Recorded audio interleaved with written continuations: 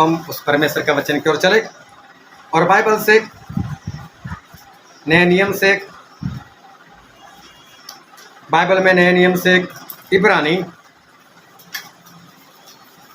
उसका 11वां अध्याय, इब्रानी 11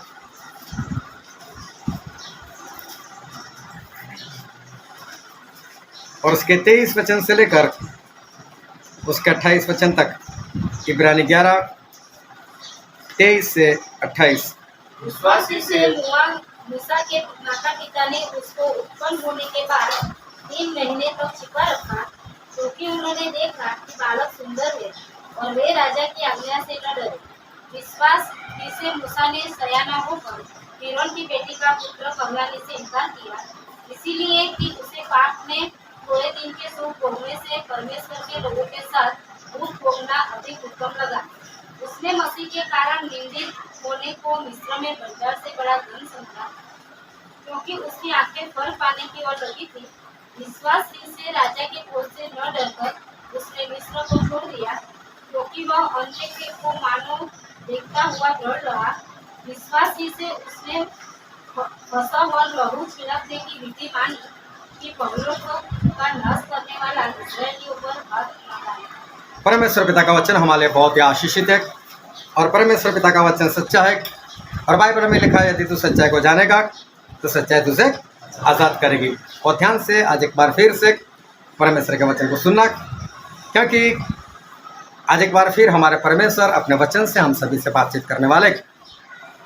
जब मैं मसीह में आया था और मैंने कई बार मेरी गवाही दी है और परमेश्वर धीरे धीरे मेरा इस्तेमाल करने लगे और फिर मैं वचन भी देने लग गया। मुझे मालूम है कि किस तरह से मेरी शुरुआत हुई, लेकिन परमेश्वर धीरे धीरे, पहले मैं पूरा चैप्टर पढ़ाकर उसमें से मैसेज दिया करता था, फिर परमेश्वर एक पैराग्राफ पर लेकर आए। कभी कभी परमेश्वर एक वचन पर ही पूरा मैसेज देते और कभी कभी तो एक शब्द पर ही परमेश्वर पूरा वचन जो है वो सिखाते। मैं कई जगह पर जाता हूँ, कई जगह पर जाना होता है, पर्सनल मुलाकातें भी होती है, वहाँ पर भी परमेश्वर के वचन। और कई बार लोग जो है वो मेरी बहुत तारीफ़ करते हैं कि आप बहुत अच्छा वचन प्रचार करते हो और आपको परमेश्वर बहुत गहरे भेद देते हैं और आप हमको बाइबल बहुत गहराई से सिखाते हो। ऐसे बहुत सारे लोग जो है वो मेरी तारीफ़ जो है वो तारीफ़ करते रहते हैं, लेकिन आज तक कभी ऐसा नहीं हुआ कि किसी ने तारीफ़ की और मैं खुश हो गया, क्योंकि मैं जिन से मिलता हूँ और जिनको वचन देता हूँ तो तारीफ़ भी वही लोग करेंगे, क्योंकि उन्होंने मेरा वचन सुना है। तो फिर वचन सुना है तो फिर मैं भी तो उसके पास जाता हूँ, तो मुझे भी उसका चरित्र पता होता है, उसका चाल चलन पता होता है। तो जब कोई मेरी तारीफ़ करता है तो अंदर से तो ऐसा होता है कि इसको क्या बोलूँ मैं अभी, क्योंकि ये जो तारीफ़ कर रहा है वो फुगट की तारीफ़ है, व्यर्थ की तारीफ़ है। क्योंकि अगर सही में वचन अगर बढ़िया लगा, अगर सही में वचन बहुत गहराई वाला था, सही में परमेश्वर ने दिया हुआ था, ऐसा उसका मानना है, ऐसी तारीफ़ कर रहा है, तो फिर मानना भी तो चाहिए ना उसको। अगर वो वचन माने तो मैं समझूँ कि हाँ सही में इसने वचन जो है उसकी जो तारीफ़ मेरी की है वो सही में सच्ची तारीफ़ की है। लेकिन जब मैं उसका जीवन चरित्र देखता हूँ तो पता चलता है कि इसमें कोई बदलाव वाली बात तो दिखती नहीं है। जो परिवर्तन दिखना चाहिए वो परिवर्तन भी तो दिखता नहीं है। तो फिर ये जो तारीफ़ कर रहा है वो सही में तारीफ़ नहीं है, बस वो मुझे फुलाने की बात है। बस कि हम सुनते, एक बार मैं एक परिवार में बैठा था और वहाँ पर एक आंटी थे और आंटी की एक भांजी थी और उनके 2 बेटे, एक बेटा एक बेटी थे। और वहाँ पर एक लड़की जो अन्य जाति से थी वो भी थी। अभी जो बच्चे थे वो तो छोटे थे, लेकिन सुनने वाले देखने जाओ 3 लोग थे, एक बहन जी, उसकी मौसी और एक बाहर से एक लड़की आई थी। वो जब मैं प्रचार कर रहा था तो आंटी जो है वो भी सो गई उनकी भांजी जो है वो भी वचन में सो गई। बस एक ही है जो सुन रही है, जो अन्य जाति की एक लड़की है, बस वही सुन रही और बहुत ध्यान से सुन रही। तो मैंने देखा चलो एक तो है सुन रहा है, तो मैं उसको देखकर प्रचार कर रहा था। अभी बच्चे ने भी देखा अपनी माँ को सोते हुए। अभी मीटिंग खत्म हुई, फिर जो बहन जी थे वो बोले मेरे बेटे के लिए प्रार्थना करो। वो बेटा बोलता है मम्मी तू ही प्रार्थना करवा दे, मुझे प्रार्थना किया तू प्रार्थना करवा दे। मैं बोले लड़का जो सही से चलता नहीं है इसके लिए प्रार्थना करो। लड़का बोलता है मम्मी आप तो खुद सो गई थी और आप मुझे बोलते हो कि प्रार्थना कराओ। मैंने भी देखा था वो सोई गई थी। बोले मैं सोई नहीं थी, क्या झूठ बोलती हो मम्मी, मेरे सामने सो रही थी। तो मैंने उन बहन को प्रश्न कर दिया चलो ठीक है आप नहीं सोई थी तो मैंने आज क्या सीखा है। बोले आपने तो बहुत बढ़िया सिखा है। वो तो मालूम है बढ़िया ही सिखा है, क्योंकि परमेश्वर सिखाते तो बढ़िया ही सिखाते। लेकिन सिखाया क्या वो बोले आपने जो सिखाया ना उसके ऊपर तो हमें चलना है, उसके ऊपर तो हमें विश्वास करना है। तो वो भी मुझे मालूम है कि उसके ऊपर आपको विश्वास करना है, उसको आपको चलना है। सिखाया क्या वो बताओ मुझे। मैं भी अपनी जिद पर अड़ गया। अभी उसके पास उत्तर ही नहीं, क्योंकि उसे सुना ही नहीं था। अब बहन जी आप सो गए थे, आप अपने बेटे को बोलते प्रार्थना करवाने के लिए, लेकिन सही में आपको जरूरत है प्रार्थना की, क्योंकि आप वचन जो है वो वचन सुन नहीं रहे थे, आप सो रहे थे। अभी सोचो मैंने कई बार बताया कि वचन ऐसे नहीं आता हमारे पास। जब वचन सुनाने का होता है उससे पहले परमेश्वर के पास जाना पड़ता है, परमेश्वर के पास बैठना पड़ता है, परमेश्वर से पूछना पड़ता है परमेश्वर आज कौन सा वचन दूँ। और फिर जब चारों ओर सन्नाटा होता है, कोई डिस्टर्ब करने वाला नहीं होता, तब परमेश्वर बातें करते हैं और परमेश्वर बोलते हैं कि इस तरह से शुरुआत करनी है, यहाँ पर हैंडल लाना है, ऐसा करना है, वैसा करना है, वो परमेश्वर बताते हैं। और मैं दावे के साथ हर बार बोलता हूँ कि वो वचन आपके लिए होगा तो ही परमेश्वर वचन देते हैं। अगर आपके लिए वो वचन नहीं तो वचन परमेश्वर देंगे भी नहीं। तो जो परमेश्वर सिखाते हैं वो आपके जीवन में होगा तभी तो परमेश्वर वचन देते हैं। इसलिए याकूब ने अपने पत्र में लिखा कि खुद को धोखा देकर से सुनने वाले मत बनो, लेकिन क्या बनो, वचन को मानने वाले बनो। स्पष्ट लिखा कि सिर्फ सुनने वाले मत बनो, जो सुनता है और मानता नहीं वो तो खुद को ही धोखा देता है।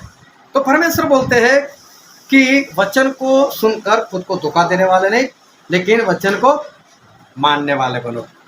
फिर प्रभु से ने भी बोला कि जो मुझसे हे प्रभु कहते हैं, मत्ती 7:21 में लिखा है कि जो मुझे हे प्रभु कहते हैं लेकिन मेरे पिता की इच्छा के अनुसार नहीं चलते, मतलब वचन के अनुसार नहीं चलते, आज्ञा नहीं मानते, वो सारे स्वर्ग में नहीं जाएंगे।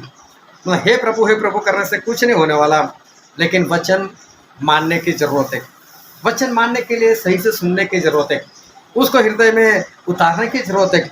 जक्कई एक ऐसा इंसान था कि जिसको लोग पापी समझते थे, था भी वो पापी ही थे, बहुत पाप में थे। लेकिन जब प्रभु यीशु उनके घर में गए तो बाइबल में नहीं लिखा उन्होंने प्रचार क्या किया जक्कई के वक्त, लेकिन इतना मालूम है कि जक्कई ने उसी वक्त उन्होंने फैसला ले लिया और बोल दिया कि प्रभु मेरे पास जितनी भी संपत्ति है उसमें से आधी तो मैं दान कर दूंगा, और बाकी जो बच्चे उसमें से जिसके पास मैंने अगर ज़बरदस्ती से किसी के पास लिया है उसको 4 गुना मैं वापस लौटा दूंगा। वो ये नहीं सोच रहे कि मेरा क्या होगा, मैं मर जाऊंगा, मेरे पास पैसे नहीं रहेंगे तो क्या करूंगा। एक इंसान था, उसके पास वो डाकू लोग आ गए, उसके घर में डाका डाल दिया। इंसान को उठाया, बोले तेरे पास जितने भी पैसे दे दे। बोले दे दूंगा, पहले मुझे सोचने दो। बोले अब उसके सर के ऊपर गन रखी और बोल रहे सोच, गन रखी हो तो सोचने की बात कर रहे। हाँ 2 मिनट सोचकर बोलता है गोली मार दो, बोली मुझे मैं मरना चाहता हूँ। बोले क्यों? तो बोले पैसे तो मेरे पास है, वो तो मैंने बुढ़ापे के लिए इकट्ठा किया है, अगर मैंने वो दिया तो मैं बुढ़ापे में करूँगा क्या, इसलिए हम मार दें मुझे, मैं बूढ़ा ही नहीं होगा, अभी मार दे, मुझे पैसे की जरूरत नहीं होगी। देखो कुछ सोचकर एक फैसला, जब पैसे नहीं रहेंगे तो बुढ़ापे में करूँगा क्या, ऐसा बुढ़ापा चाहिए नहीं, पैसा देना ही नहीं, मैं भी मर जाऊँ तू भी ऐसे ही चला जा, ना तेरा होगा ना मेरा होगा। कुछ सोचकर कुछ फैसला, जक्कई ने मालूम नहीं क्या सोचकर फैसला कर दिया। फैसला ऐसा था कि उसका भावी जो है वो तो इधर उधर होने वाला था, जो पैसे इकट्ठे किए तो पैसे तो वो दे वापस दे रहा है, 4 गुना वापस करा, उसके पास बचेगा क्या। लेकिन जक्कई ने ऐसा फैसला कर दिया, मतलब वचन जो थे वो वचन को उसने वो मान लिया, वचन उसने मान लिया। एक बार मैं सोनगढ़ से आगे जा रहा था और मैं मोटरसाइकिल से गया था, मालूम मेरे साथ कोई था। तो सोनगढ़ जो बस स्टैंड है वहाँ पर मुझे कुछ लेना था, तो मैंने एक जगह पर मोटरसाइकिल खड़ी कर दी और एक भाई जो भागते भागते मेरे पास आए और मेरे पास, आप तो स्टैनली साहब हो? हाँ, क्या हुआ? अरे बोला आप हमारे गांव में आए थे। फिर गांव का नाम बताया, एक सादर कुआ नाम का गांव है। बोला हाँ, आपने वहाँ पर 3 दिन की मीटिंग की थी। बोला हाँ।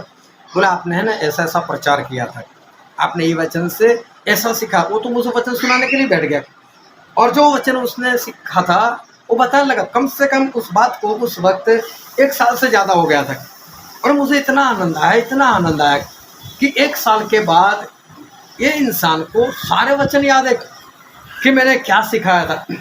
उसने कोई तारीफ नहीं की कि आपने बहुत बढ़िया सिखाया था, लेकिन वहाँ पर आनंद आया। क्यों?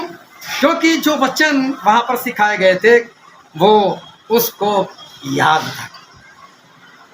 जब लोग तारीफ करते लेकिन जब वचन उनको याद ही नहीं, तो फिर वो वचन की तारीफ करने से कुछ भी आनंद जो है वो आनंद नहीं मिलता। बाइबल पढ़ो तो देखो बाइबल में सब कुछ सिखाया जाता है। पूरा बाइबल जो है वो समझो 100% मतलब कि संपूर्ण है बाइबल। और ऐसी कोई बात नहीं कि हम बाइबल में से ढूंढे और ना मिले।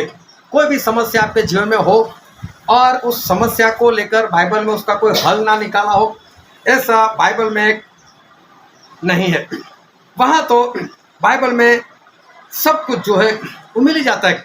एक बार एक परिवार में मैं गया था और जिस परिवार में मैं गया था वहाँ पर बाहर से 2 लेडीज आई थी। एक तो 19 सोसाइटी की थी और जो दूसरी थी वो मालूम नहीं बाहर से किसी गांव से या किसी शहर से आई थी। अब उसको मालूम नहीं क्या बीमारी थी, लेकिन उसने तकरीबन उस वक्त मैं बात कर रहा हूँ तकरीबन 19-20 साल पहले की, और उस वक्त उसने 5 लाख रुपये अस्पताल में खर्च कर दिए थे। और 5 लाख खर्च करने के बाद उसको कोई भी आराम नहीं आया था, उसको चंगाई नहीं मिली थी। तो प्रेयर रिक्वेस्ट दे रही थी, बोले मेरे लिए प्रार्थना करो, आप परमेश्वर के दास हो, मेरे लिए प्रार्थना करो, मेरा ऐसा ऐसा हुआ है। तो उसको समझाया कि बहन बहुत अच्छा हुआ आपके साथ कि आपने 5 लाख खर्च कर दिया और अभी तक आपको कोई चंगाई नहीं मिली, और आज हम दोनों इकट्ठा हो गए, आज हम प्रार्थना करेंगे और परमेश्वर चंगाई दे देंगे।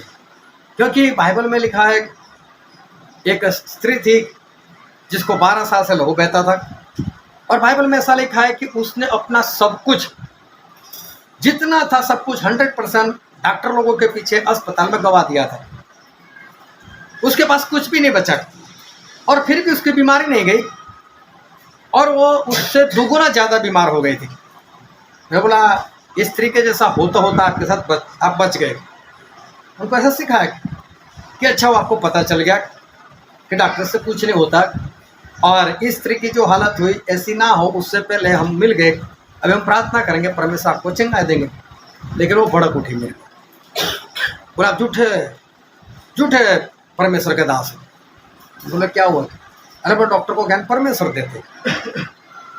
बोला चलो देते हैं तो फिर आपके तो 5 लाख चले गए, अभी तक चंगाई क्यों नहीं मिली? इस तरह के बारे में बाइबल में ही लिखा है। आशा राजा की मैंने बात बताई कि वो भी डॉक्टर के पीछे भागता रहा 3 साल तक, और लेकिन परमेश्वर के पास नहीं आया तो उसको चंगाई नहीं मिली, वो तो मर गया। तो बहुत भड़क उठी और बहुत भड़क उठने के बाद उसने एक ही बात बताई कि आप गलत सिखा रहे हो।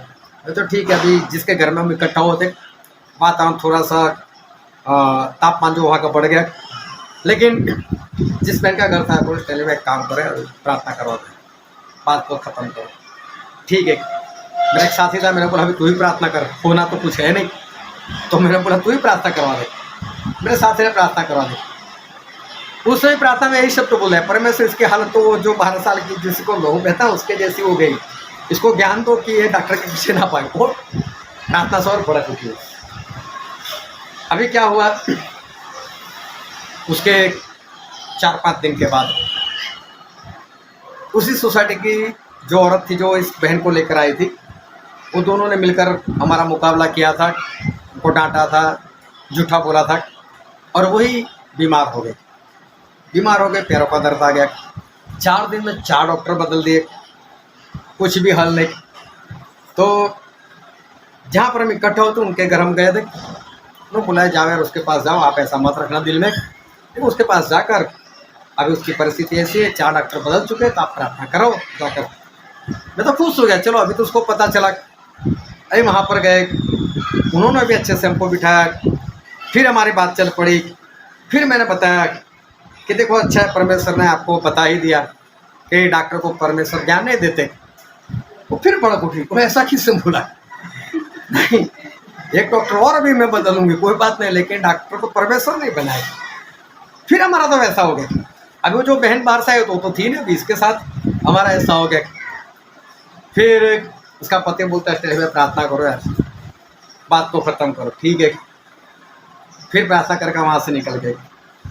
अभी उसका मालूम नहीं 10-15 दिन हुए होंगे, और वडोदरा में एक जगह पर मीटिंग थी, एक ग्राउंड में मीटिंग थी, और मैं वहाँ से सिर्फ गुजरा था। मुझे मीटिंग में नहीं जाना था, लेकिन मैं वहाँ से गुजर रहा था। वहाँ मुझसे एक पैचरा वाला एक भाई मिल गया।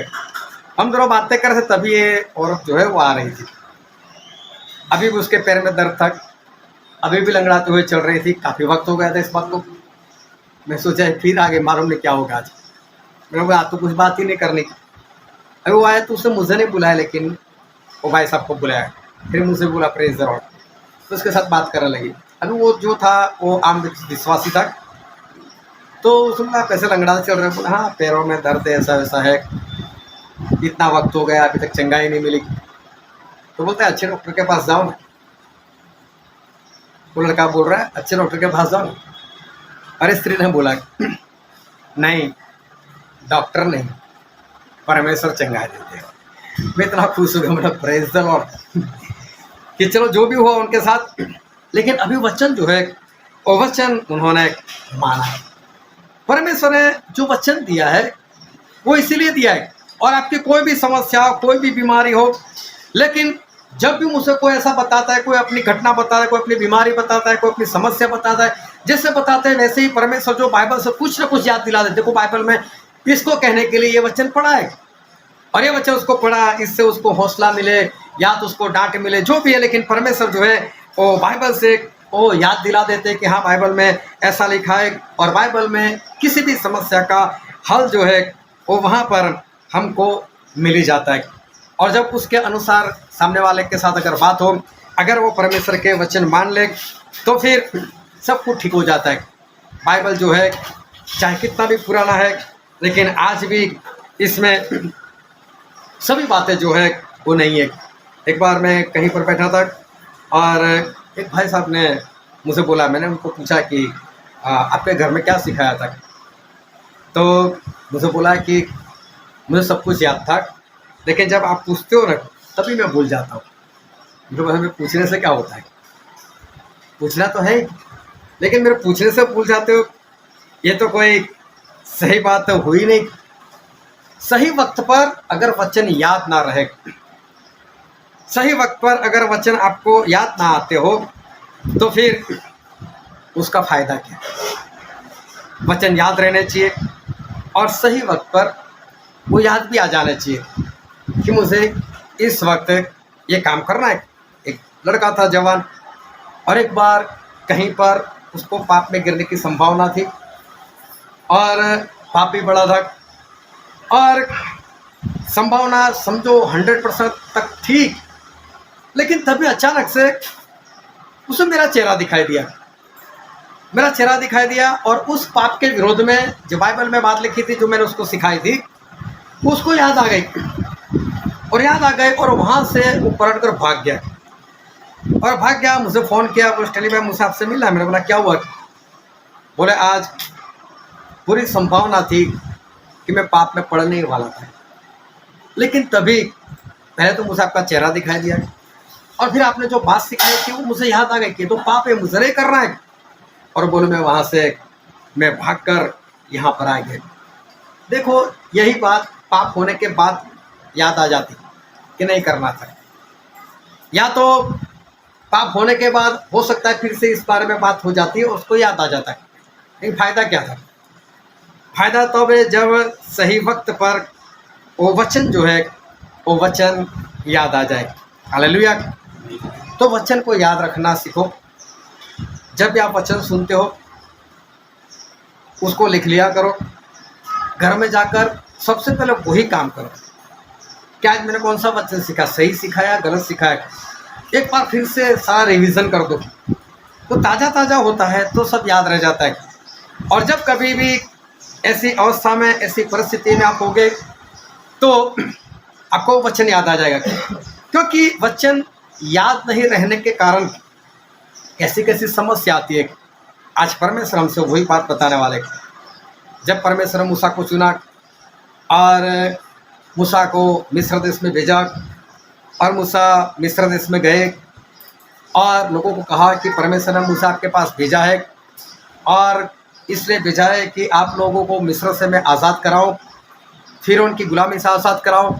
और परमेश्वर ने एक विश्राम का देश, वचन का देश बताया, वहाँ पर हम लोग जाए, इसलिए परमेश्वर ने मूसा भेजा है। सभी लोग खुश भी हो गए और कई चमत्कार मूसा ने फिर उनके सामने किए। उसके बाद वो चमत्कार ख़त्म होने के बाद जब ये लोग आज़ाद हुए, आज़ाद होने के बाद भी रास्ते में भी बहुत चमत्कार हुए। समुद्र के 2 भाग हो गए, रास्ते में जब पानी नहीं था तो इनको पानी मिला, जब खाना नहीं था तो परमेश्वर ने मन्ना बरसाया, जब मांस को मांगा तो परमेश्वर ने मांस भी दिया, और जो जो इनकी ज़रूरतें थी वो सारी प्रभु ने पूरी की। ये लोग चलते जाते थे, लेकिन इनके पैर में कभी दर्द नहीं आता था, कभी सूजन नहीं आती थी।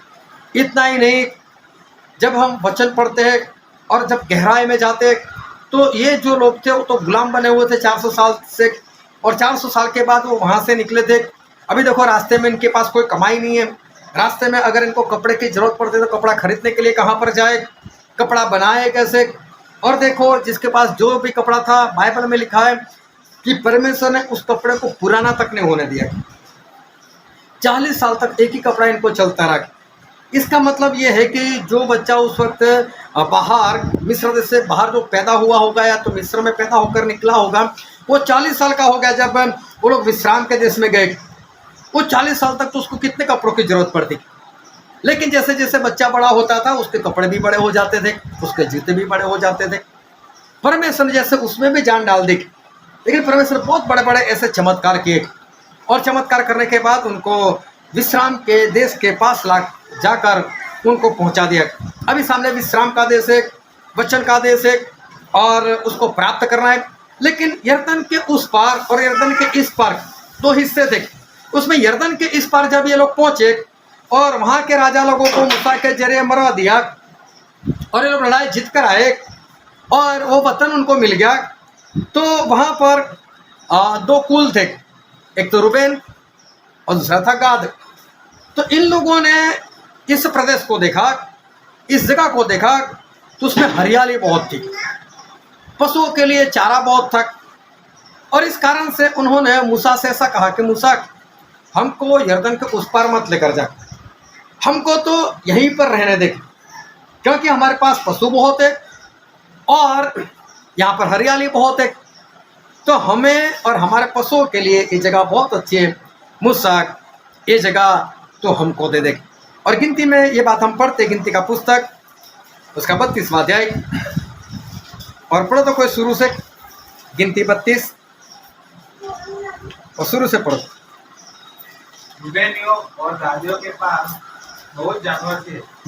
तब जब उन्होंने याजेर और गिलाद देशों को देखकर विचार किया कि वह ढोरों के योग्य देश है, तब मूसा और एलियाजर याजक और मंडली के प्रधानों के पास जाकर कहने लगे, अतारोत, दीबोन, याजेर, निम्रा, एस्बोन, गिलाले, सबा, नबो और मोन नगरों का देश, जिस पर यहोवा ने इस्राएल की मंडली को विजय दिलवाई है, वह ढोरों के योग्य है, और तेरे दासों के पास ढोर है। फिर उन्होंने कहा, यदि तेरा अनुग्रह तेरे दासों पर हो, तो यह देश तेरे दासों को मिले कि उनकी निज भूमि हो, हमें यरदन पार ना ले चलो। हालेलुया। बहुत ध्यान समझना। एक घटना हुई यहाँ पर।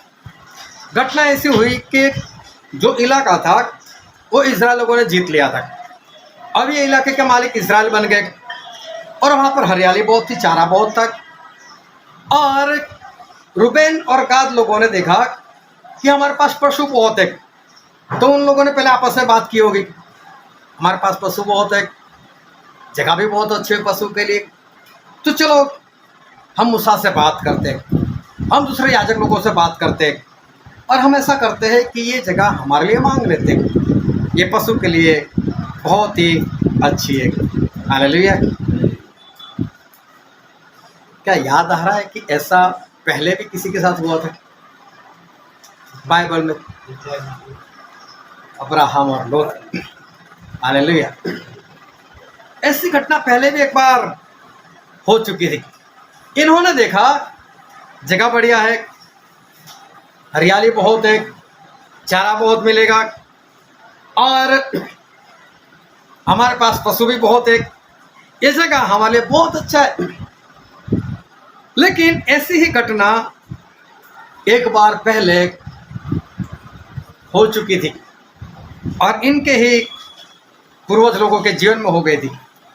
अब्राहम जो है उनको परमेश्वर ने दर्शन दिया। बहुत ध्यान से समझना जी एक बात।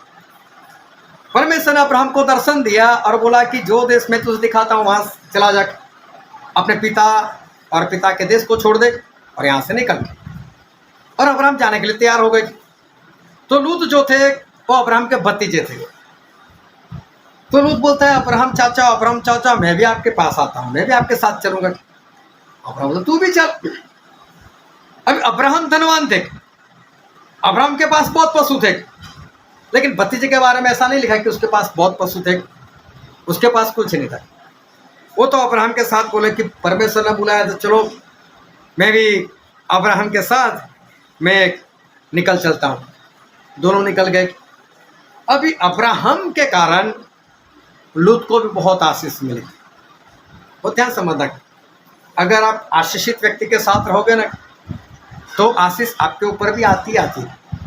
अगर आप दो लोग साथ में चलो, एक के ऊपर बरसात गिरेगी जगह दूसरे के ऊपर नहीं गिरेगी, हाँ दोनों के ऊपर बरसात आएगी। परमेश्वर बोलता है भला और बुरा मैं दोनों के ऊपर अपने बरसात तो लेकर आता हूँ। तो जब आप आशीषित लोगों के साथ रहते तो आपको आशीष मिलते। कोई गाली गलौज करने वाला, क्रोध करने वाला, आपके जेल में भी क्रोध आएगा, गाली गलौज आएगी। कोई लड़ाई झगड़े करने वाला होगा, उसके साथ रहोगे तो ऐसा जीवन आपका भी हो जाएगा। तो लूत जो है वो अब्राहम के साथ निकल गए। अब्राहम को परमेश्वर ने आशीष दी थी और इसलिए अब्राहम आशीषित थे। तो ये जो लूत थे वो भी बहुत आशीषित हुए।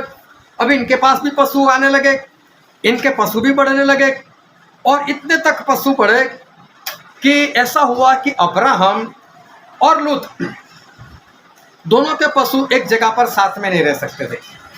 और उनको जो चराने वाले थे, अब्राहम के पशु चराने वाले और लूत के पशु चराने वाले, ये दोनों का आपस में लड़ाई झगड़ा हो गया, मारपीट भी हो गई। अभी ये बात लूत को भी पता चली और अब्राहम को भी पता चली। अब्राहम ने लूत को बोला लूत इधर आ तू, और बोले एक काम कर, तू यहाँ से दाएं बाएं आगे पीछे जहाँ पर देखना देख ले और देख तुझे कहाँ पर जाना है, क्योंकि हम दोनों तो अच्छे से रहते लेकिन हमारे जो पशु चराने वाले वो लोग तो आपस में लड़ाई करते। कहीं ऐसा ना हो कि कल को हमारे बीच में लड़ाई हो, ऐसा कर हम दोनों जुदा हो जाते। तो लूत तू देख ले, चुनाव तेरा, तुझे कौन सी जगह जाना है। अगर तू पूर्व में जाएगा तो मैं उल्टी दिशा में पश्चिम में चला जाऊंगा, अगर तू उत्तर में तो मैं दक्षिण में चला जाऊंगा, तेरा ऑपोजिट, ताकि हमारा लड़ाई झगड़ा ना हो और हमारा प्रेम बना रहे। हालेलुया। लूत को यहाँ पर ऐसा बोलना था और उसको याद रखना था कि अब्राहम मेरे चाचा, मैं आपके साथ निकला ना इसलिए मैं आशीषित हूँ। आज मेरे पास जो कुछ है वो सिर्फ और सिर्फ आपकी वजह से है। ये वचन, ये बात लूत को याद रखनी थी। लेकिन उत्पत्ति में ऐसा लिखा, उत्पत्ति उसका 13 अध्याय और कोई पढ़ो तो उसके 8 वचन से। अब अब्राम लूत से कहने लगा, मेरे और तेरे बीच और मेरे और तेरे चरवाहों के बीच में झगड़ा न होने पाए, क्योंकि हम लोग भाई बंधु हैं। पढ़ो। क्या सारा देश तेरे सामने नहीं? इसीलिए मुझसे अलग हो जा। यदि तू बाईं ओर जाए तो मैं दाहिनी ओर जाऊंगा, और यदि तू दाहिनी ओर जाए तो मैं बाईं ओर जाऊंगा। हाँ। तब लूत ने आँख उठाकर यरदन नदी के पास वाली सारी चराई को देखा। देखो, तब लूत ने देखा जो सदोम और अमोर नाम की जो जगह थी उस ओर देखा कि वह सब सिंची हुई है। हाँ। जब तक यहोवा ने सदोम और अमोरा को नष्ट न किया था, तब तक शोवर के मार्ग तक वह चराई हाँ, ये जगह तो सदोम और अमोरा की जो जगह थी वो तो एदन बाग के समान उपजाऊ थी, और साथ में जो मिस्र है वो भी उपजाऊ था। बोले ऐसी जमीन परमेश्वर ने नाश किया उससे पहले था, और लूत ने चुनाव ये किया कि मैं इस जगह पर चले जाता हूँ। सही में लूत को याद रखना था, ये मुझे नहीं करना है। मैं आशीषित इसलिए हूँ कि मैं अब्राहम के साथ हूँ। अगर अब्राहम से जुदा हो जाऊँगा तो मेरे पास आशीष जो है वो नहीं रहेगी। लेकिन लूत ने ऐसा नहीं सोचा।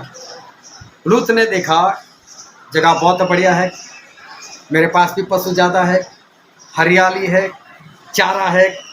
अपने दिमाग से सोचा चलो मैं वहाँ पर चला जाता हूँ, और वो उस जगह पर वो चले भी गए। अब्राहम को उन्होंने छोड़ दिया। इस वक्त लूत जो थे वो कंवारे थे, मतलब अभी जवान थे। उसके बाद सदोम में जाकर रहे, वहाँ पर जाकर शादी भी की, वहाँ पर 2 बेटी भी हुई, दोनों बेटी जवान भी हो गई। उनकी भी शादी तय कर ली, हुई नहीं थी लेकिन शादी तय भी कर ली। सोचो कितना वक्त चला गया होगा। मानो ने कब इससे शादी की, कब 2 बेटी हुई, वो बेटी जवान भी हो गई, इतनी जवान कि उनकी शादी कर सके, वहाँ तक हो गया।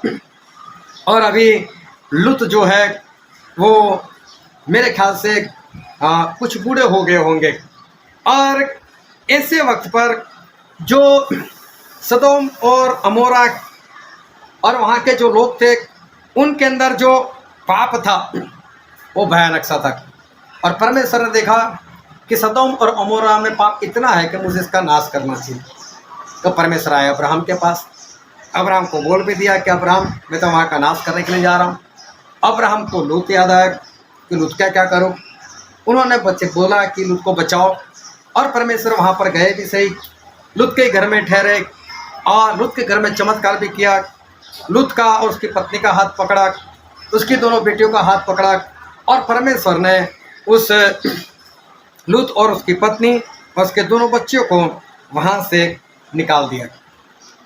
अभी देखो लूत के पास हाथ में क्या है, कितने पैसे उसके हाथ में आए, कितना सोना उसके हाथ में आया। लूत के पास कुछ भी नहीं था।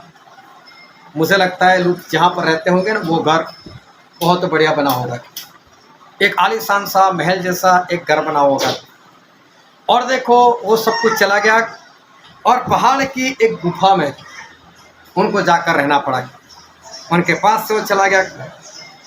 कितने कपड़े होंगे उनके पास, हर रोज नए नए कपड़े बदलते होंगे।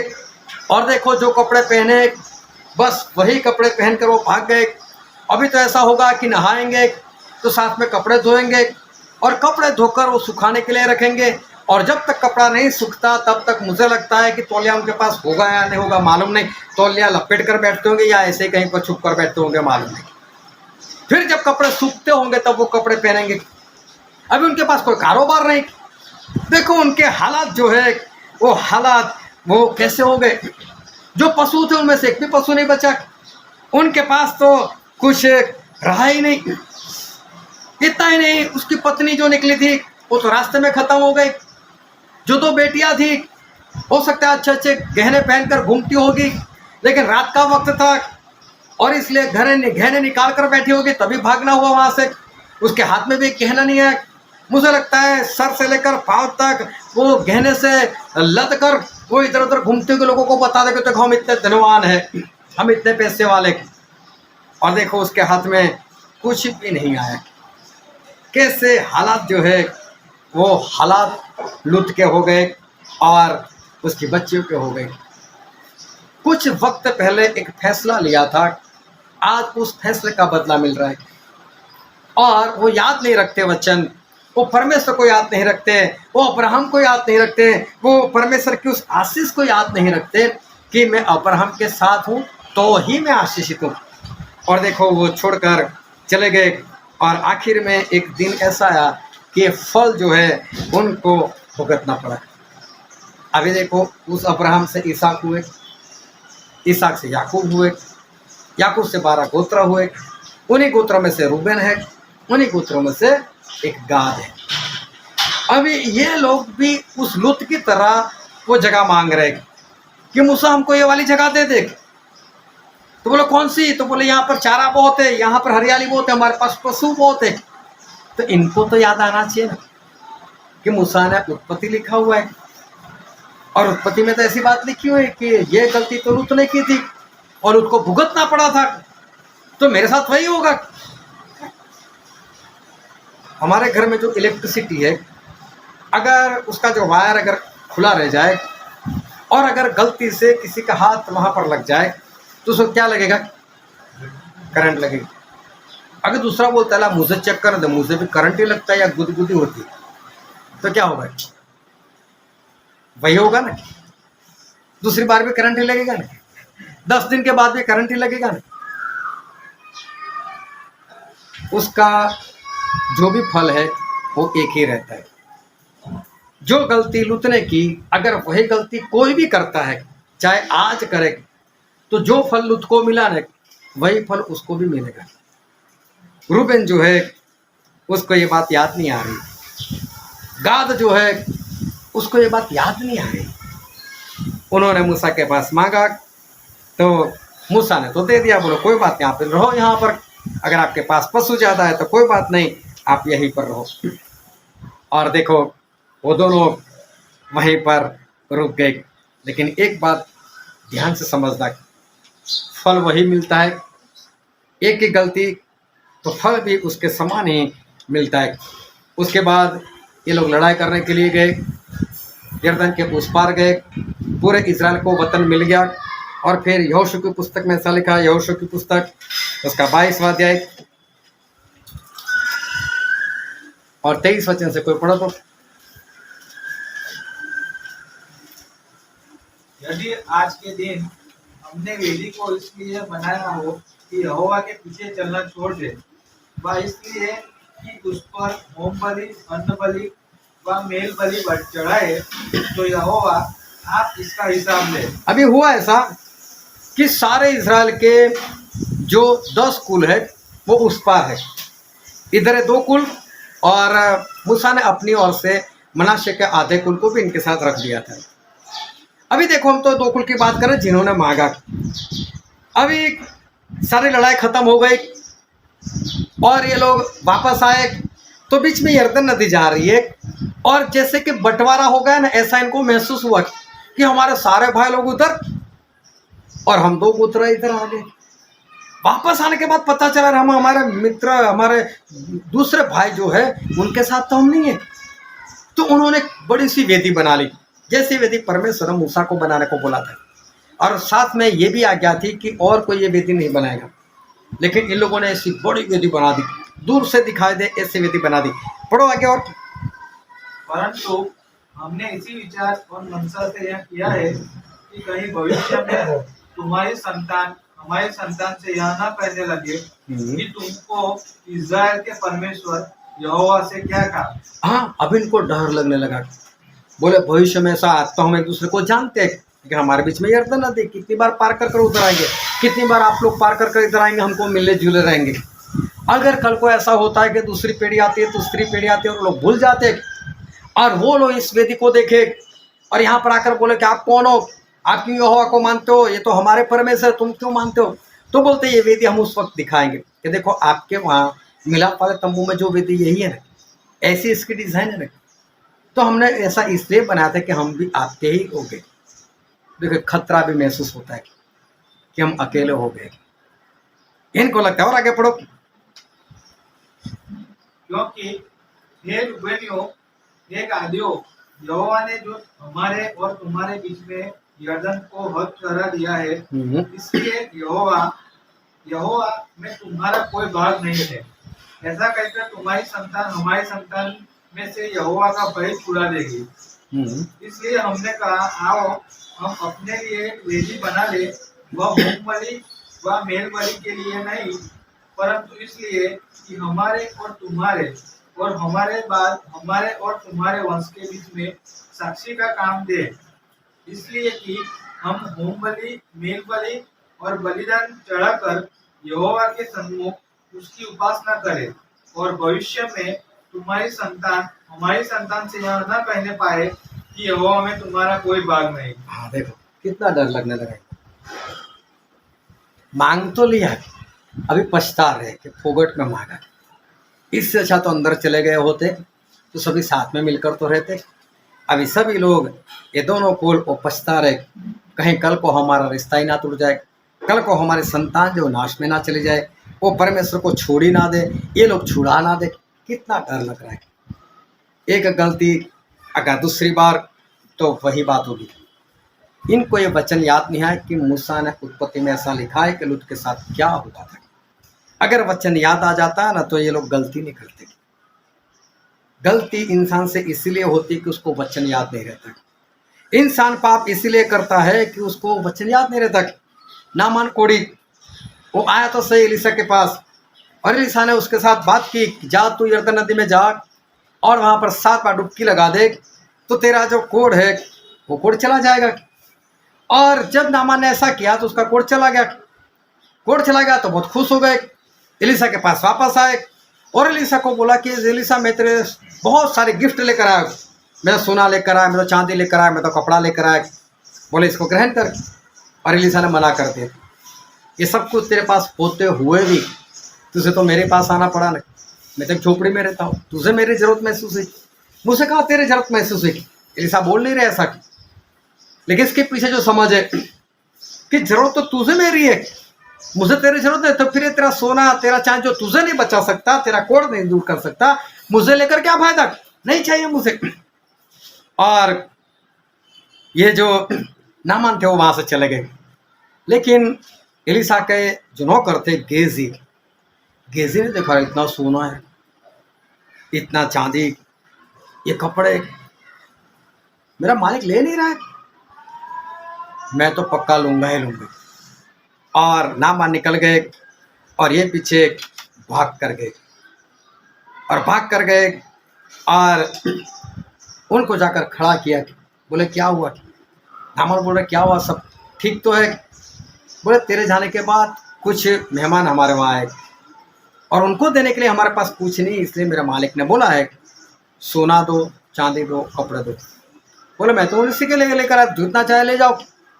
और गेजी ने उसके पास से कुछ लिया था और वहाँ से वो वापस आ गए। बहुत ध्यान से समझ लेना, ऐसी घटना पहले भी हो गई थी। हालेलुया। याद आ रहा है किसी को? आकान। इजराइल के लोग लड़ाई करते करते यरीहो पहुंच गए और यरीहो पहुंचने के बाद परमेश्वर ने ऐसा बोला कि ये दीवार जो है उसको हर दिन 1 बार चक्कर लगाओ, 7वें दिन 7 बार चक्कर लगाना, फिर आवाज करना और ये कोट जो है गिर जाएगा। हुआ भी ऐसा, लेकिन परमेश्वर ने यहोशू से कुछ बात की थी, तो अगर लोग चिल्लाए उससे पहले यहोशू ने सभी को रोक दिया, अभी चिल्लाओ मत। और देखो परमेश्वर ने मुझे इतना कहा है कि यरीहो में जाना है, राहब को बचाना है, उसके घर वाले जितने भी सभी को बचाना है। और एक बात खास ध्यान में रखनी, और वो ये है कि वहां पर सोना मिले, चांदी मिले, पीतल मिले, लोहा मिले, जो भी मिले वो सारा परमेश्वर के लिए पवित्र है। आपको उसे अपने घर नहीं ले जाना है, अपने तंबू में इसको नहीं लेकर जाना है, वो सारा परमेश्वर के लिए है और परमेश्वर के भवन में उसको लेकर आना है। हालेलुया। और देखो क्या हुआ, आकान जो थे उन्होंने देखा कि मुझे तो कोई नहीं देख रहा है, और इसलिए आकान ने कुछ सोना, चांदी, कुछ कपड़ा वो वगैरह ले लिया और लेकर उन्होंने अपने तंबू में इसको गाड़ दिया। हालेलुया। और ये बात जो है वो आकान को याद नहीं आ रही। ये बात कि जो गेजी है, गेजी को याद नहीं आ रही कि मेरे पहले तो आकान ने ऐसा किया था, और आकान ने किया था तो क्या हुआ था। आकान को भी लूत की बात याद नहीं आ रही कि उसकी पत्नी भी सोना चांदी चाहती थी, घर से निकल गई थी, रास्ते में उसने पीछे मुड़कर देखा क्या होता है, मेरा सोना चांदी मेरा घर का क्या होता है, और पीछे मुड़कर देखा तो वो तो नमक का खंभा हो गई थी। ये तो आकान को भी याद नहीं आ रहा है। अगर आकान को याद आया होता तो आकान नहीं लेते, और लेते तो परमेश्वर के भवन में लेकर जाते। और आकान को इतना पथराव किया गया, इतना पथराव किया गया। सबसे पहले तो यहोशू ने पूछा है कौन, तो आकान आगे ही नहीं आ रहे। परमेश्वर बोलते सभी को कुल के समान इकट्ठा करो, फिर उसमें से परिवार को पकड़ो, फिर उसमें से उसके मुखिया को पकड़ो, फिर उसके अंदर देखो कौन है। और ऐसे करते करते आकान पकड़े गए, और आकान पकड़े गए तो परमेश्वर बोला इसको पत्थर मारो, और मार मार कर मार दो। सिर्फ उसको ही नहीं, सारे खानदान को मार दो, उसके पशुओं को भी मार दो। और देखो कितनी भयानक सी मौत आकान की हुई। ये बात गेजी को याद रखनी थी। ये वचन लिखा हुआ था, गेजी को याद रखना चाहिए था, लेकिन गेजी ने याद नहीं रखा। आकान ने अगर लूत की पत्नी को याद किया होता तो आकान गलती नहीं करता, आकान बचाया जाता। और गेजी ने वचन याद किया होता तो गेजी बचाए जाते और वो नाश ना होते, उनके पूरे शरीर में कोढ़ जो है वो ना फैलता। हालेलुया। वो ध्यान से समझ लो कि आप लोगों को जो वचन याद नहीं रहते, जब भी मैंने पूछा कि क्या सीखे थे, कभी याद नहीं आया। और गलती इसी के कारण हो रही। आत्मा की जो उन्नति होनी चाहिए वो नहीं हो रही। इसका कारण यही है कि वचन जो है वो याद नहीं रहता। पाप करने के बाद याद आए क्या फायदा? गेजी को बाद में याद आए क्या फायदा? फायदा तो तब है जब वचन को आप सही वक्त पर याद रखो और किस तरह से जीवन जीना है वो याद रखो।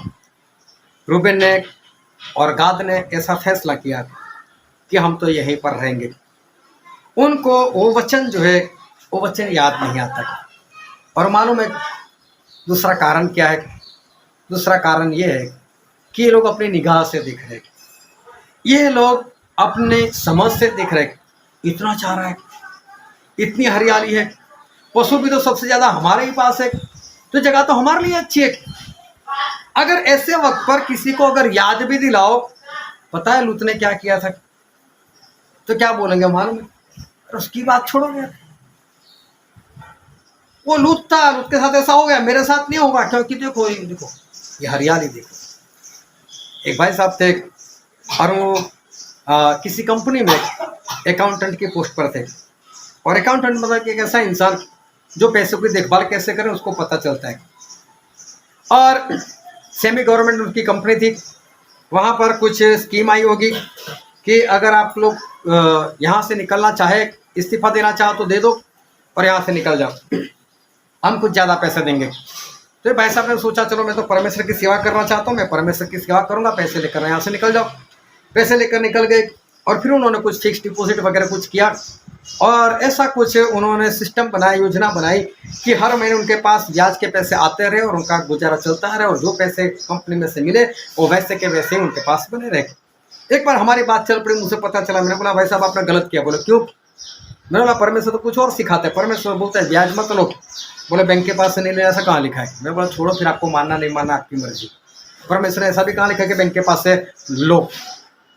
नहीं माने और अचानक से उनकी घर की परिस्थिति बदल गई, बेटा बीमार हो गया, पत्नी बीमार हो गई, उसका पैर फ्रैक्चर हो गया, डिपॉजिट उड़वाना पड़ा। आज मालूम नहीं कितने साल के हैं, आज मेरे ख्याल से 75 से 80 के बीच में है, आज भी जॉब कर रहे हो। क्यों? क्योंकि अपने दिमाग से लोग चलते। रूबेन को भी ऐसा, गाद को भी ऐसा कि हरियाली है, हमारे पशु के लिए अच्छी जगह है, यहीं पर ठहर जाते, यही मांग लेते।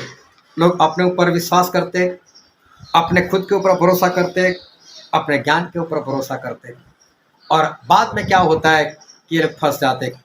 लूत भी फैसला कर रहे कि अब्राहम को छोड़कर मैं चला जाऊं सदोम और अमोरा में, हरियाली है वहाँ पर, मेरे पास पशु ज़्यादा है और वहाँ पर मैं आशीषित हो जाऊँगा, मैं आगे बढ़ूँगा। मैं कौन सा परमेश्वर को छोड़ रहा हूँ, मैं कौन सा अब्राहम को भी छोड़ रहा हूँ, उनके साथ रिश्ता तो है ना, मैं कौन सा लड़के जा रहा हूँ।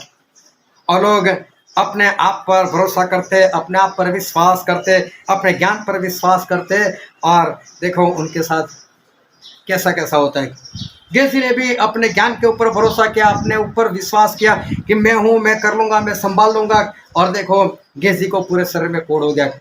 आका ने भी यही सोचा होगा, अपने ऊपर विश्वास किया होगा और अपने ज्ञान के ऊपर विश्वास किया होगा कि नहीं मैं करूंगा और किसी को कुछ पता नहीं चलेगा, परमेश्वर को पता नहीं चलेगा और मैं आशीषित हो जाऊंगा।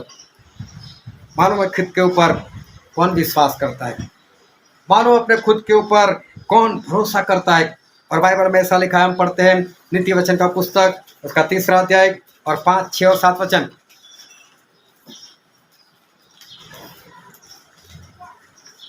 तू अपनी समझ का सहारा नहीं लेना, वरन संपूर्ण मन से यहोवा पर भरोसा रखना। परमेश्वर कहते हैं कि तू अपनी समझ का सहारा मत ले, लेकिन परमेश्वर पर भरोसा रख। उसी को स्मरण करके सब काम करना, तब वह तेरे लिए सीधा मार्ग निकालेगा। हाँ, अपनी दृष्टि में बुद्धिमान न होना, अपनी दृष्टि में बुद्धिमान मत हो, यहोवा का भय मानना, यहोवा का भय मानना। बहुत ध्यान समझना, कौन अपने ऊपर भरोसा करता है जो परमेश्वर का भय नहीं मानता है। कौन अपने ज्ञान से चलता है जो परमेश्वर के ऊपर विश्वास नहीं करता, परमेश्वर के ज्ञान को नहीं मानता। जितने लोग परमेश्वर के ज्ञान के ऊपर भरोसा करते हैं, जितने लोग परमेश्वर का भय मानते हैं, वो लोग कभी भी अपने ऊपर विश्वास नहीं करेंगे, अपने ज्ञान के ऊपर विश्वास नहीं करेंगे, लेकिन उनका विश्वास सिर्फ परमेश्वर के ऊपर बना रहेगा। ये रूबेन हो, गाद हो, ये गेजी हो, लूत हो या कान हो, ये अपने आप पर भरोसा कर रहे, अपने ज्ञान के ऊपर विश्वास कर रहे हैं। मैं हूं ना, मैं कर लूंगा, मेरे से ऐसा हो जाएगा। लेकिन होता कुछ और है। एक पति पत्नी थे और परिस्थिति तो उनकी काफी बिगड़ी हुई थी, पैसों को लेकर काफी कर्जे में थे। लेकिन परमेश्वर ने उनके जीवन में काम किया, उनके जीवन में चमत्कार हुआ। परमेश्वर ने उनकी कमाई जो है, उनकी कमाई को बढ़ा दिया।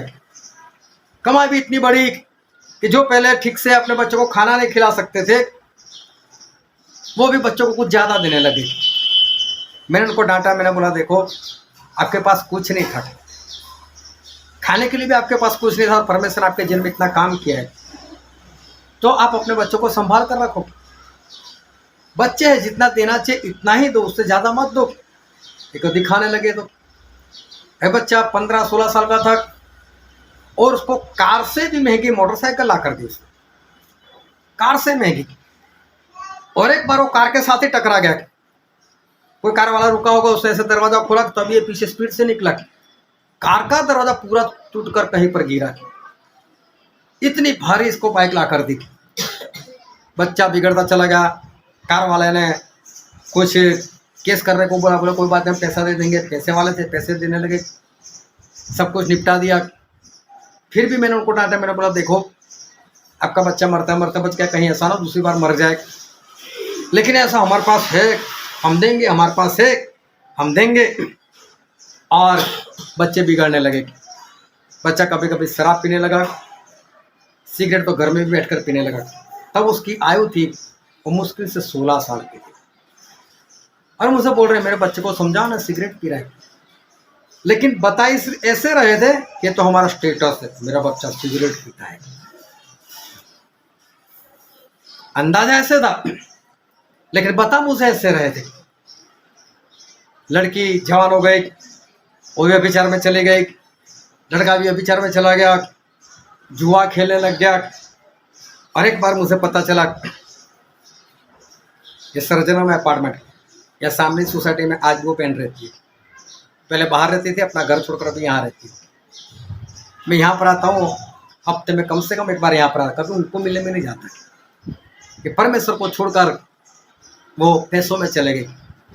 आज उनकी लड़की वो किसी के साथ बिना शादी ऐसे ही रहती है। लड़के ने मालूम नहीं जुए में कितने पैसे हार गया, लेकिन 35 लाख तो कर्जा हो गया। 35 लाख कर्जा, सोचो। लेकिन अभी भी पैसे आ रहे, तो बिंदास से वो लोग जीवन वो जी रहे। मैंने उनको एली याजक के बारे में बताया कि एली याजक ने यही काम किया था, अपने बच्चों को संभाला नहीं, अपने बच्चों को जिस तरह से डांटना चाहिए ऐसा डांटा नहीं। और देखो वो भी नाश हो गया, उसके बेटे भी नाश हो गए। आज आपको अपना घर छोड़कर यहाँ तो आना पड़ा, कहीं कल को इससे भी ज़्यादा कुछ ना हो जाए, आप देख लेना। लेकिन इंसान जो है उसको ऐसा मैं हूँ ना, अपने अकल पर भरोसा होता है, उसको ऐसा होता है कि मैं सब कुछ कर सकता हूँ, उसको ऐसा होता है कि मेरे पास ज्ञान है और मैं कर सकता हूँ। लेकिन ऐसा वही सोचता है जो परमेश्वर का भय नहीं मानता, जो परमेश्वर के ऊपर विश्वास नहीं करता। कुछ लोग आते थे संगति के अंदर और उनको आने में कुछ परेशानी होने लगी, और परेशानी होने के बाद उन्होंने ऐसा एक दास जो था उसका चुनाव किया। मुझे मेरे मुंह पर बोल दिया, बोला आप सभी लोगों को डराते बहुत रहते हो। बोले क्या डरा? बोले सब लोग आज्ञा पालन करो, आज्ञा को मानो, आज्ञा को मानो। बोले आपके वहाँ जितने होते हैं ना वो लोग आनंदित नहीं होते, बोले वो डर डर कर रहते, परमेश्वर की आज्ञा मानो, परमेश्वर की आज्ञा मानो। बोले ठीक है, तो क्या करना चाहिए? बोले प्रभु से हमारी आज्ञा को मान लिया, अभी हमें आज्ञा मानने की कोई जरूरत नहीं है, अब हम बिंदास से जीवन जी सकते हैं, जैसा जीवन जीना जियो, वो हमारे पिता है और वो हमको स्वर्ग में ले ही जाएंगे। तो बाइबल में तो ऐसा लिखा है कि परमेश्वर का वचन कैसा है? तलवार के जैसा है। जब पत्रस से प्रचार किया तो लोगों के हृदय छीद गए, और जब हृदय छीद जाता है तो क्या लोग आनंद करते? दुखी होंगे ना? हाँ, तो दुखी होने चाहिए। प्रचार तो ऐसा ही होना चाहिए कि प्रचार सुनने के बाद लोगों के होश ना रहे, प्रचार सुनने के बाद उनको ऐसा लगे मेरे अंदर इतना पाप है, मैं ऐसा हूं, लाओ मैं अपने आप को सुधारता हूं। लेकिन प्रचार सुनकर लोग आनंद करने लगा, क्या पास्टर साहब बहुत आज तो मजा गया, आशीष आशीष, क्या बात है, परमेश्वर ने क्या हमको तो चंगाई देने की बात की, क्या बंगला गाड़ी की बात की, और खुश होकर चले जाए। और बरसों से ना बंगला बनता है ना गाड़ी आती, फिर भी पता नहीं चलता है कि कुछ हुआ तो नहीं। जाते रहो आशीष और चंगाई की संगति में जाते रहो, और मुझे बताओ कि आपकी बीमारी चली गई तो, मुझे बताओ अगर आपको बंगला गाड़ी मिल जाए तो। ऐसा कुछ नहीं होता। परमेश्वर ने अपना लहू आपको बंगला देने के लिए नहीं बहाया, अपनी जान उन्होंने इसलिए नहीं दी कि आपको गाड़ी मिल जाए, आपके पाप क्षमा हो ना, इस कारण परमेश्वर दिए। तो परमेश्वर तो एक ही बात बताते कि तेरा पाप क्या है। क्या बोला सामरी स्त्री को? जा तेरे पति को लेकर आके। बोले मेरा पति नहीं है। बोले हाँ मुझे मालूम है तेरा पति नहीं है, क्योंकि 5 तो तूने छोड़ दिए और छठे के साथ तो ऐसे ही रहती है, सर्टिफिकेट कहाँ लिया तूने? सही बात तो सही बोल, पाप नहीं याद दिलाया क्या? ये क्या तलवार के समान लगता नहीं है क्या शब्द की? परमेश्वर का वचन एक तलवार के समान है। इनको अगर ये वचन याद आता कि परमेश्वर का वचन तलवार है और तलवार तो चलेगी चलेगी, तो ऐसे किसी दास के पास ना जाते जो सिर्फ आशीष और चंगाई की बात करे और आज्ञा नहीं मानने की बात करे। वचन ऐसा होना चाहिए कि हृदय जो है वो छिद जाना चाहिए, लेकिन वचन जो है उनको याद नहीं आया। पिछले दिनों में हमने एक वचन देखा था, लूका उसका 9वां अध्याय और 57 से लेकर 62 वचन देखा। वहाँ 3 लोगों की बात की गई है। उसमें सबसे पहला इंसान ऐसा था जो प्रभु के पीछे घर के लिए आता है, और घर के लिए आकर वो कहता है कि प्रभु आप जहाँ पर जाओगे मैं आपके पीछे पीछे मैं आऊँगा। लेकिन उसके अंदर घर की लालसा थी, और प्रभु ने बोल दिया कि अगर तू मेरे पीछे आना चाहता है तो आ, लेकिन मेरे पास तो सर रखने की भी जगह नहीं। मना कर दिया, मेरे पास सर रखने की भी जगह नहीं। और ये इंसान नहीं गया प्रभु के पीछे। बोले जब घर ना मिलता है तो इसके पीछे जाने से क्या फायदा, नहीं जाना है। दूसरे को प्रभु ने बोला चल मेरे पीछे, वो भी सोच रहा है जब इसके पास सर रखने की जगह नहीं, इसके पीछे जाकर करूं क्या? बोले मेरा तो बाप मर गया है। एक तीसरा था वो ज्यादा ज्ञान वाला, वो प्रभु से सामने से बोलता है प्रभु मैं आपके पीछे आऊंगा। बोले लेकिन आखिरी बार मैं मेरे माता पिता को बोलकर आता हूँ कि मैं जा रहा हूँ प्रभु के पीछे, अब मैं आपके घर में नहीं आने वाला। इसको ऐसा यहाँ से एक बार निकलो, अपना नाम भी हो जाएगा, प्रभु से कौन सा मेरा घर मालूम। ये तीनों तीन अपने ज्ञान से चलते हैं, अपनी अकल के ऊपर भरोसा करते हैं, और इस तरह से ये लोग प्रभु यीशु के पीछे नहीं चल पाए। उनको तो ऐसा लगा कि हमने सही फैसला किया, इनको तो ऐसा लगा कि हमने जो कुछ किया बहुत अच्छा किया, आज तो हम बच गए।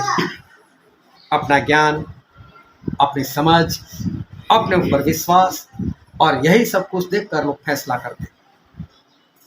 अब जितने भी माँ बाप हो, माँ बाप का मतलब जिसके बच्चे, वो लोग भी क्या करते हैं मालूम? अपने बच्चे की पढ़ाई के बारे में परमेश्वर से कहाँ पूछते? परमेश्वर कौन सी स्कूल में रखूँ, अपनी समझ से ही सोचते ना, बढ़िया से बढ़िया स्कूल में रखो, अच्छे से अच्छा कोर्स करवाओ, ये करवाओ वो कराओ। वो कौन सा परमेश्वर को पूछ कर करते? उनको अपने आप पर भरोसा है, अपनी अक्ल के ऊपर भरोसा, मैं ये कराऊं, मैं वो कराऊं, इससे मेरे संतान को ये हो जाएगा, उसकी इज्जत हो जाएगी, ये हो जाएगा, वो हो जाएगा। अपनी समझ से लोग फैसला करते हैं। लेकिन आज जो वचन हमने पढ़ा था इब्रानी उसका 11वां अध्याय और 23 से लेकर 28 वचन तक हमने पढ़ा था। हालेलुया। और वहां पर मूसा के बारे में बात की। और मूसा जो थे वो तो फिरौन की बेटी के बेटे बनकर रहते थे। 40 साल के बाद वो वहां से भाग गए और उन्होंने फिरौन का घर छोड़ दिया। फिरौन की बेटी जो उसकी माँ बनकर रहती थी उसको भी छोड़ दिया। बोल दिया आपसे मैं तेरा बेटा नहीं, मैं तो इज़राइल का हूँ। छोड़कर चले गए, वहां से मैदान में चले गए और वहां यित्रो की बेटी के साथ शादी की। 40 साल तक वो तो वहां पर भेड़ बकरियां चराते रहे और घर जमाई बनकर वो वहां पर रहे। लेकिन मूसा के बारे में जब बाइबल में पढ़ते हैं तो यहाँ पर इब्रानी में ऐसा लिखा है, कोई पढ़ो तो उसका 24वां वचन।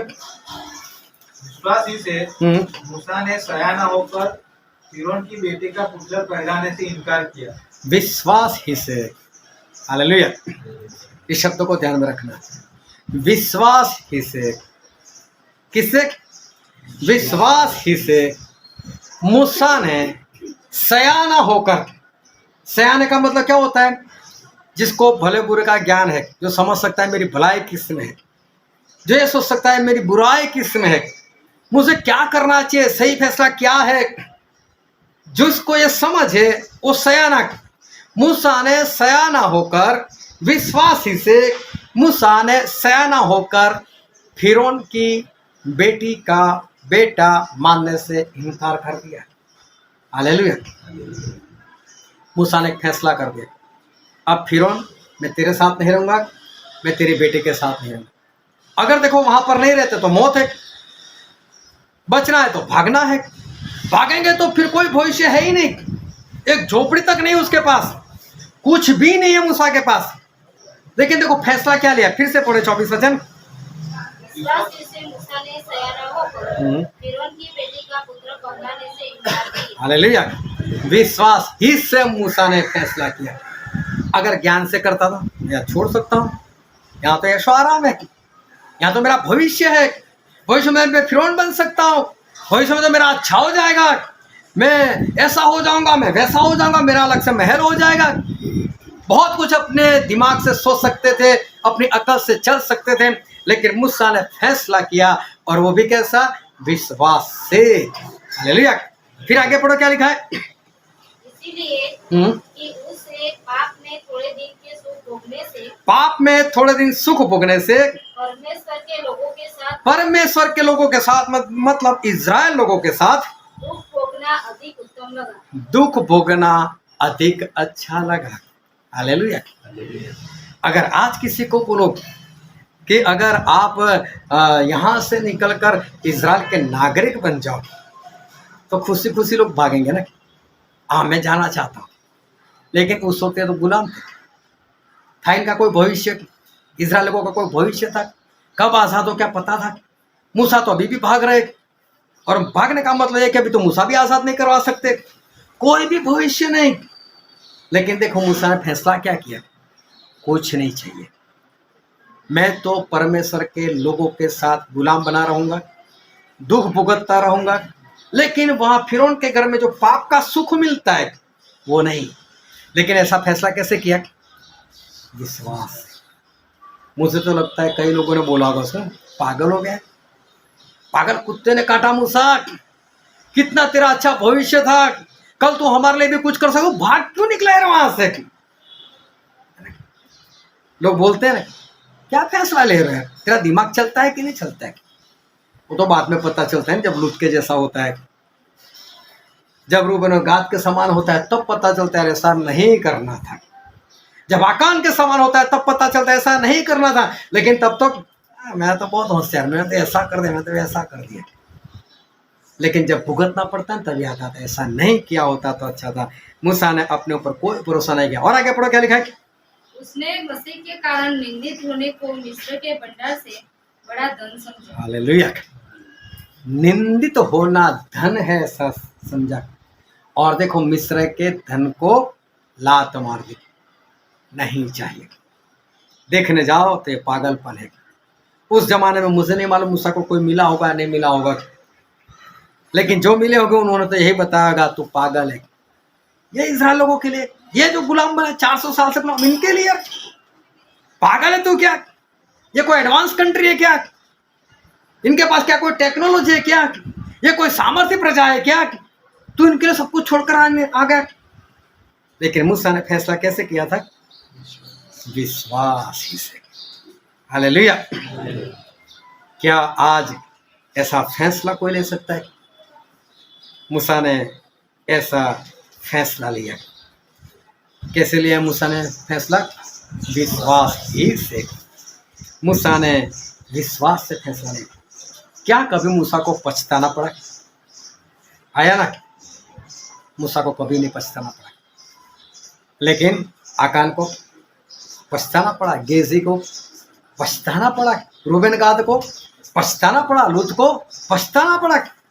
ऐसा फैसला ना किया होता तो अच्छा था। इन्होंने तो देख लिया अपनी आंखों से, क्या बढ़िया देश है, चले जाओ वहां पर। भागना पड़ा तब पता चला। लेकिन मूसा ने कैसे फैसला किया?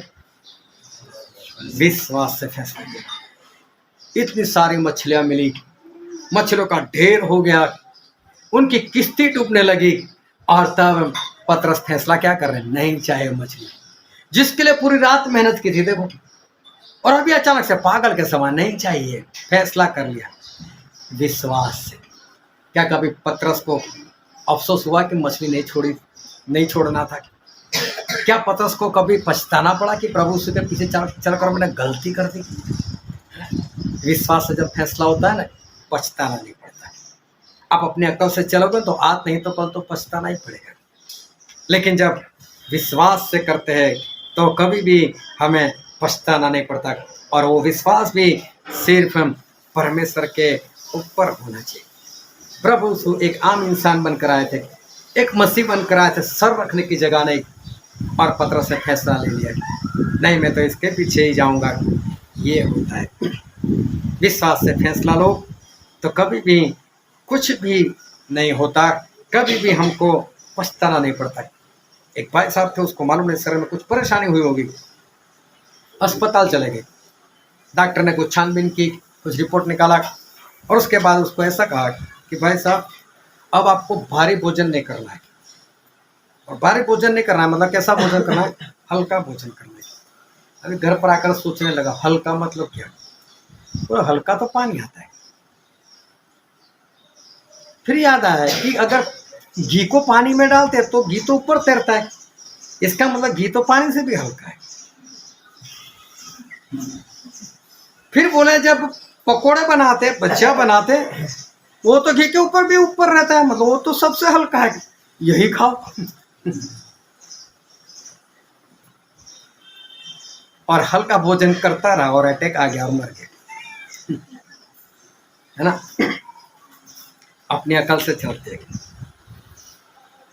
अपने अकल से चलते, और इसके लिए क्या होता है?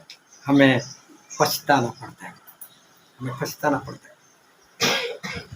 पिछले दिनों की बात है, कुछ साल की बात है, और एक विश्वासी लड़का जिसने 4 बार डिप्लोमा करने के लिए, उसका एडमिशन लेने के लिए कुछ फॉर्म भरा था। 4 साल से लगातार एडमिशन नहीं मिल रहा है। 5वें साल बोलते प्रार्थना करते हैं। प्रार्थना की, प्रार्थना ऐसी कि परमेश्वर आपकी मर्जी, अगर आप करवाना चाहते हो तो आपकी मर्जी, आप एडमिशन दिला दो।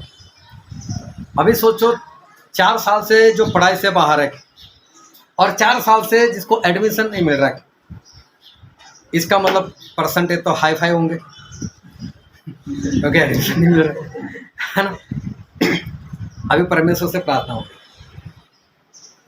फिर प्रार्थना के बाद परमेश्वर ने दर्शन बताया कि अहमदाबाद में एडमिशन मिल गया। अहमदाबाद में एडमिशन मिला। फिर दूसरी बात ये बताई कि ना तो हॉस्टल में रहना है, ना तो अप डाउन करना है। तो हॉस्टल में भी नहीं रहना, अप डाउन भी नहीं करना है, तो फिर कहाँ पर रहेंगे? फिर तो किसी का घर ढूंढना पड़ेगा।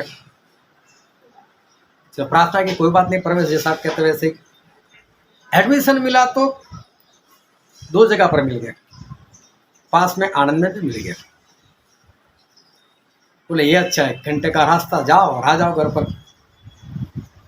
मैंने बोला नहीं, हमने तो परमेश्वर से पूछा था, परमेश्वर अहमदाबाद बताया था, तो अहमदाबाद ही जाना है, आनंद नहीं जाना मतलब नहीं जाना। वो तो हमारे पास हमको लगता है कि सही अच्छा है, अहमदाबाद चले गए। परमेश्वर ने घर भी दिला दिया, मौसी का घर, जहाँ पर रहे 3 साल रहे।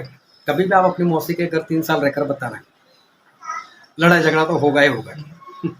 कभी न कभी तो वो लोग भी सोचें कहाँ इसको हाँ बोल दिया, और कभी न कभी आप भी सोचोगे मैं कहाँ पर यहाँ पर फंस गया।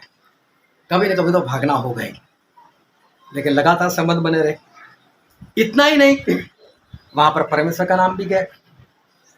जहाँ पर प्रार्थना नहीं होती थी वहाँ पर प्रार्थना भी होने लगी।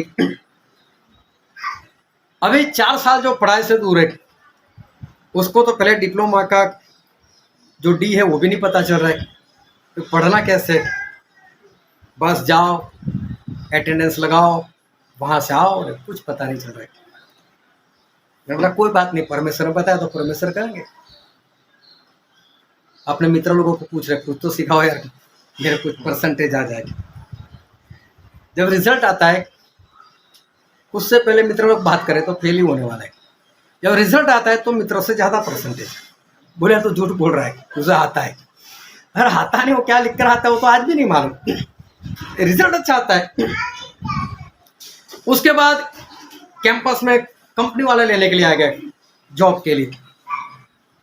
बोले मालूम नहीं वो प्रोफेसर लोग कैसे मेरा जो आंसर शीट चेक करते थे, मालूम नहीं मुझे नंबर दे देते। ले हाँ, तो आमने सामने बात करनी है, कुछ आता है तो बात करो। तो फिर इंटरव्यू में तो फेल ही हूँ, देखी जाएगी, आज तक हुआ तो जाओ देखी जाएगी। वहाँ पर चलते और वहाँ पर गए, मालूम इंटरव्यू में क्या पूछा क्या नहीं, क्या जवाब दिया क्या नहीं, लेकिन सिलेक्शन हो गया। अभी सिलेक्शन होने के बाद जगह बहुत सारी है, मालूम नहीं कहाँ पर उनका तबादला हो या तो कहाँ पर उनको पोस्ट मिले। प्रार्थना की, परमेश्वर जहाँ पर आपके लोगों को ज़रूरत है ना वहाँ पर भेजो जहाँ आपको अपने दास की ज़रूरत है। और फिर परमेश्वर ने वो जगह दिखाई, उसके लिए प्रार्थना हुई और परमेश्वर ने वहीं पर भेजा। मालूम नहीं कितने दिन जॉब की, 1 दिन 2 दिन 3 दिन 4 दिन, पर बोला मैं तो 5 बजे या 6 बजे या 7 बजे वहाँ, उसके बाद तो मैं फ्री रहता हूँ, अब क्या करूँ? तो परमेश्वर तो इसलिए भेजा है, जाओ किसी भी एक मसीह को मानने वाले का घर ढूंढ लो, बाद में बात की देखी जाएगी। और ढूंढते ढूंढते किसी गांव में एक घर मिल गया और उसके बाद सेवा जो है चल पड़ी और परमेश्वर ने बहुत ऐसे इस्तेमाल किया। मेरे कहने का मतलब ये है, ना दिमाग चल रहा है ना समझ आ रही है, लेकिन एक ही बात, परमेश्वर परमेश्वर परमेश्वर। परमेश्वर मुझे नहीं पता चलता, परमेश्वर आप करो, मेरे पास ज्ञान नहीं, मेरे पास समझ नहीं। आज तक पछताना नहीं पड़ा, इस बात को 10 साल हो गए, आज तक पछताना नहीं पड़ा। लेकिन जब हम दिमाग से चलते हैं, अपने अकल से चलते हैं, हम फैसला करते हैं, तो कभी ना कभी ऐसा होता है कि हमें पछताना पड़ता है। लेकिन हम हमारे अकल ना लगाते हुए, हमारे ज्ञान को इस्तेमाल ना करते हुए, जब हम परमेश्वर के ऊपर, परमेश्वर आप करो, क्या परमेश्वर हमको ज्ञान नहीं दिया? क्या परमेश्वर हमको समझ नहीं दी? क्या हम नहीं चल सकते हमारी समझ से? नहीं, जब हमारी समझ से हम चलते हैं तो हम ये कह रहे कि परमेश्वर अब मुझे आपकी जरूरत नहीं है, अब मुझे आपकी जरूरत नहीं, मैं मेरे अकल से चल सकता हूँ। और लूत ने यही किया। और देखो वर्षों के बाद, अगर 2-3 साल में ऐसा हो गया होता है तो लूत जवान थे, फिर से मेहनत करते, फिर से सब कुछ बसा लेते। अभी तो बूढ़े हो गए, तब सब कुछ छोड़ना पड़ा। अभी क्या कमाई करने के लिए जाएंगे? आकान देखो ऐसे वक्त पर पकड़े गए कि डायरेक्ट मौत, डायरेक्ट फैसला हो गया। गेजी देखो घोड़ी आ गया, अभी पछताने से क्या फायदा। और ये गलती इसलिए होती है कि सारी घटना पहले हो चुकी थी, बाइबल में लिखा हो, तो इनको वचन याद नहीं आया। आप पीछे इसलिए पड़ जाते हो क्योंकि वचन याद नहीं रहता। अगर आप वचन याद रखो ना तो परमेश्वर के ऊपर विश्वास कर पाओगे, और जो भी करोगे तो विश्वास से करोगे, और विश्वास से करोगे तो आज नहीं, कल नहीं, परसों नहीं, कभी भी आपको पछताने की बारी नहीं आएगी। लेकिन जब आप अपने ज्ञान से चलोगे तो आपको पछताना पड़ेगा। एक आखिरी वचन एक बार फिर से पढ़ लेते हैं, जो वचन हमने पढ़ा था इब्रानी इसका 11वां अध्याय इसका 24वां वचन। विश्वास से मूसा ने सयाना होकर फिरौन की बेटी का पुत्र पकड़ने से इनकार किया। विश्वास ही से मूसा ने फैसला लिया, मूसा ने कदम उठाया। हालेलुया। देखो कदम कैसा था, दुनिया वालों की निगाह में मूर्खतापूर्ण, जिसको लोग मूर्ख कहे, ऐसा फैसला मूसा ने किया। लेकिन देखो परमेश्वर क्या बोलते हैं मालूम, आज भी मूसा के जैसा भविष्यवक्ता इज़राइल में पैदा नहीं हुआ। कितना बड़ा नाम मिल गया। अगर विश्वास हम फैसला करते हैं तो हो सकता है दुनिया वाले पीछे पड़ जाए, मूर्ख है, मूर्ख है। हाँ मैं मूर्ख हूँ, लेकिन वो फैसला हमें कभी भी रुलाएगा नहीं। लेकिन लूत की तरह, या तो आकान की तरह, या तो गेजी की तरह, या तो रूबेन और गाद की तरह अगर हम अपने मर्जी से चलेंगे, हमारे दिमाग से देखेंगे, हमारी निगाह से देखेंगे और उस तरह से हम फैसला करेंगे नहीं ये मेरे लिए अच्छा है, तो कुछ न कुछ वक्त के बाद आपको पछताना पड़ेगा, और तब आपके पास वक्त भी नहीं होगा कि वापस आप कुछ कर सको। इसलिए अच्छा है कि जो भी फैसला करो वो परमेश्वर से डर कर, परमेश्वर के विश्वास से, परमेश्वर के पूछ कर, परमेश्वर जो बोलते हैं वैसा करो, तो आप हमेशा बचाए जाओगे, कभी भी पछताना नहीं पड़ेगा। आओ हम हमारे आंखों को बंद करें। मेरे प्रियो, मूसा ने फैसला किया। अगर हम हमारी अकल से देखते हैं, हमारे ज्ञान से चलते हैं, हमारी समझ से देखते हैं, तो ऐसा लगता है कि मूसा ने गलत किया। हो सकता है उस जमाने में कई लोगों ने ऐसा कहा भी हो मूसा को, लेकिन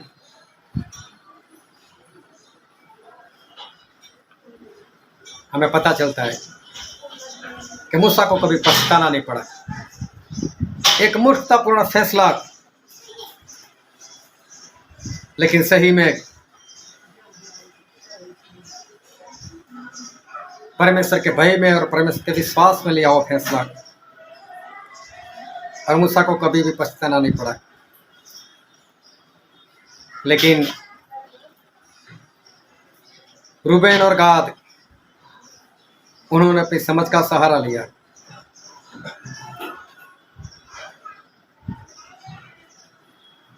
लूत, उन्होंने भी अपनी समझ का सहारा लिया। गेजी और आकान अपनी अकल से, अपने ज्ञान से चले,